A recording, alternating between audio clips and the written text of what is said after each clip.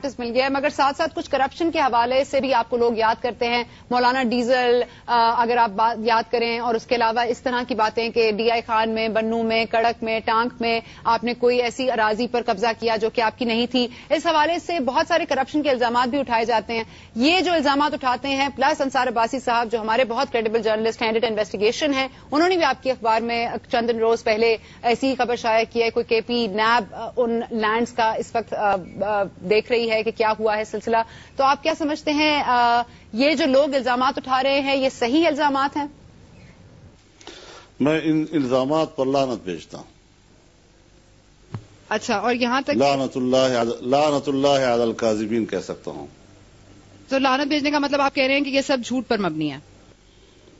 جھوٹ سے بھی اگر کوئی آگے لفظ ہے، تہمت اور بہتان، جس سے نہ انبیاء محفوظ رہے ہیں، جس سے نہ صحابہ کرام محفوظ رہے ہیں، اور اس طرح کے جھوٹے اور بہتانات اگر مجھ پر لگائے جاتے ہیں تو میں تاریخ کے ان عظیم المرتبہ شخصیات کی پیروکاری میں آتا ہوں جو ان قسم کے حالات سے گزرے ہیں. اور اس قسم کے لوگوں نے کسی شخصیت کو مجروح کرنے کے لیے اگر حضرت جبریل کو معاف نہیں کیا، اگر پیغمبر اسلام علیہ السلام کو معاف نہیں کیا، اگر ان کے صحابہ کرام کو معاف نہیں کیا، تو میں کون ہوتا ہوں کہ آج کے اس دور میں ایک نظریاتی اور کردار کی سیاست کرنے کے باوجود مجھ پر کیچڑ نہ اچھالے جائیں. میں کون ہوتا ہوں اتنا بڑا آدمی؟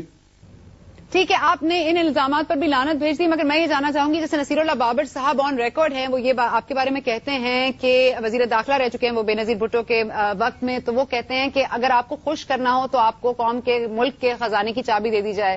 تو اس حوالے سے آپ کیا کہیں گے؟ نہیں، آپ کیا سوالات اس وقت اٹھا رہے ہیں؟ مجھے آپ ذرا اپنا مقصد بتا دیجئے کہ آپ کو کس نے فیڈ کیا ہے آج کی اس انٹرویو میں ان سوالات کو اٹھانے کے لیے. ذرا اس کی بھی آپ وضاحت کر لینا.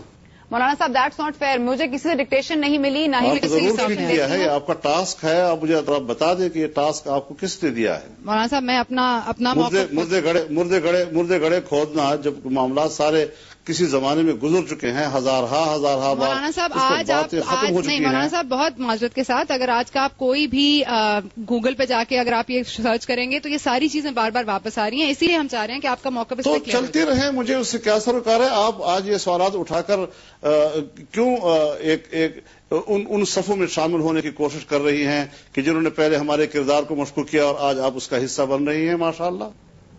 نہیں جی، میرا کوئی کام نہیں ہے مولانا صاحب کردار کو مشکوک کرنا، اسی لیے آپ یہاں سامنے بیٹھے ہیں، اسی لیے میں آپ سے پوچھ رہی ہوں. میں کسی اور تیسرے بندے سے نہیں پوچھ رہی، آپ سے پوچھ رہی ہوں.